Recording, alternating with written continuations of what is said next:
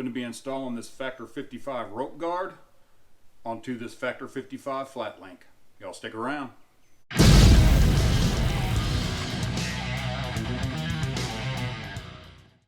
What's up, y'all? Welcome back to the channel. My name's Clint.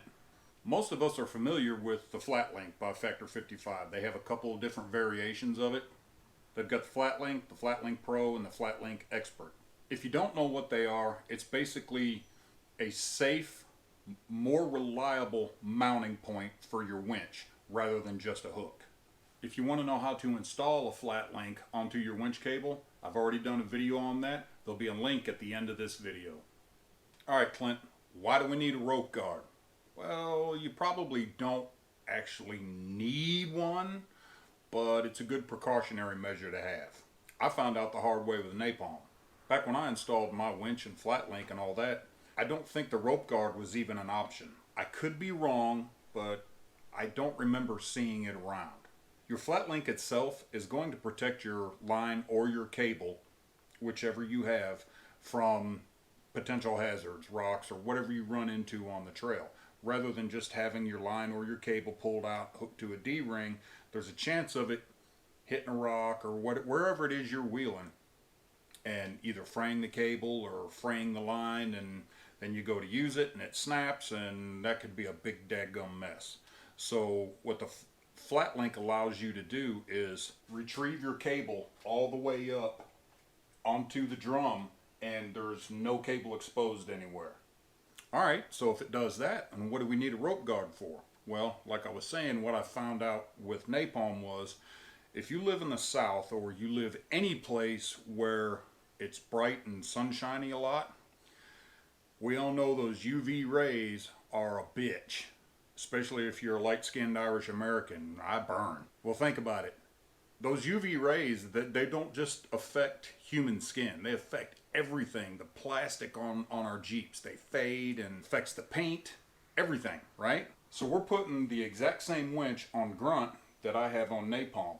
And what I noticed was, because I did not have a rope guard, it's going to be connected like this. So even though the line is protected from hazards, like rocks or whatever, the sun's still hitting it. I keep a cover over my winch so my line is protected, but this right here that was exposed, and think about it, when you pull this out and you're winching, there's going to be a lot of pressure on this. And if this part of your line or your cable is deteriorated in any form, that may be a problem. So before we put this winch on Grunt, we're going to take care of all that right from the get-go. Okay, so to install this rope guard, it's pretty simple. You only need 3 tools. You need a screwdriver, a hammer, and a punch. The rope guard comes with these rivets that are going to go onto the flat link, and it comes with an extra sticker because you can mount this rope guard on either side of this flat link. So if you decide to mount it like this, and your flat link will be like that on your fairlead, it's going to be upside down. So you can take that off, put the new one on, and it'll be right side up. We're going to mount this one this way, so we don't have to change that. Alright, so the first thing we're going to do is we're going to take our screwdriver, we're going to get up under these little rubber deals here, and pop them up. They just have little knobs in there that fit in these holes. That's what holds them in. Well, don't go crazy because you can damage them.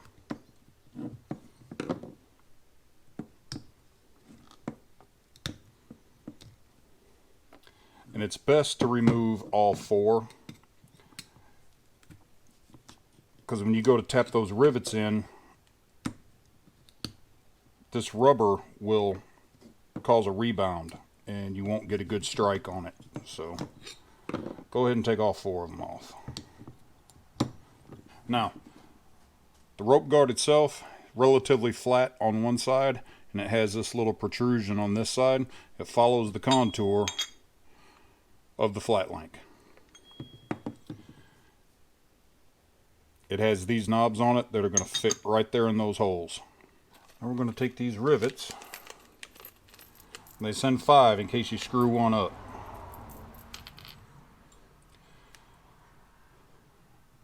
has a thin end and a fat end.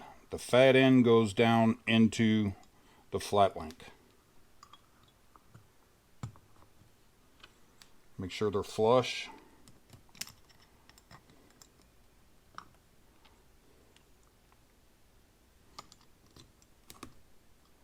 And then take your punch and hammer and just tap it just a little bit.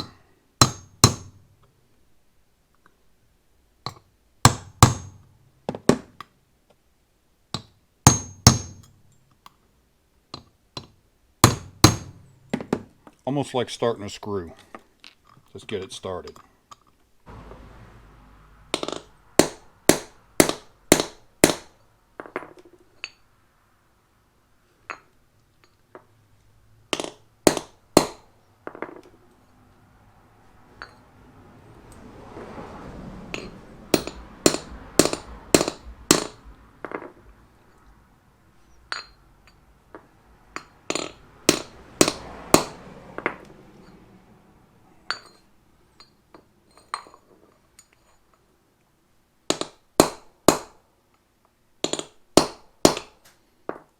There you go. And you'll feel it bottom out. There your rope guard is installed.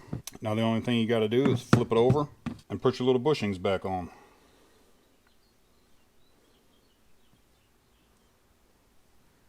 They just pop down in there and you'll hear it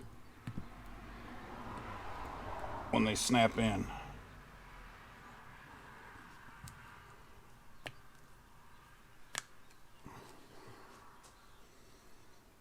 And when the winch is mounted, it'll look something like that. Alright y'all, that's how you install your Factor 55 rope guard onto your Factor 55 flat link. Now, when you order a flat link, you can have them install a rope guard on it before they send it to you. I think it's like a $15 or $20 extra to have them do that. To me, that 15 or 20 bucks, I'd rather do it myself. I'll have a link to the flat links that we have on Napalm and Grunt, and I'll have a link to the rope guard that will fit those flat links as well. We're going to Windrock this weekend, so I've spent the last day and a half changing oil in Napalm, greasing her up, making sure everything's good to go. So hopefully next week or the week after that, there'll be some Windrock video. I know you guys are getting tired of URI, and honestly, so am I. Grunt's not making this trip to Windrock. Neither of us have ever been there before, so we're going to check it out in Napalm first, and because there's still a couple other things I know we need to do to Grunt. The main thing is extended brake lines. Em had Grunt up on Poser Rock at URI, and when we looked at it, wow, those brake lines were tight. We had to back it down a little bit. The TJ, for no more than it has, it articulates extremely well. But those brake lines are an issue. I don't want her to lose brakes and be crashing down a mountain. So that would be a bad deal. I've got a shelf full of stuff. We got new shocks, we got bump stops, we've got switches, we got a bunch of stuff we're going to be doing to Grunt here in the next few weeks, maybe the next month, month and a half or so. So if you guys are interested in the TJ content, we're going to have some of that coming up. If it's just the JL stuff you're interested in, my next real mod is something that I think you're really going to like. It's not that expensive, but it's probably going to be pretty labor intensive. Hope you guys like this video. Remember to like, comment, subscribe, and share. Till the next time, keep the shiny side up. Jeep on.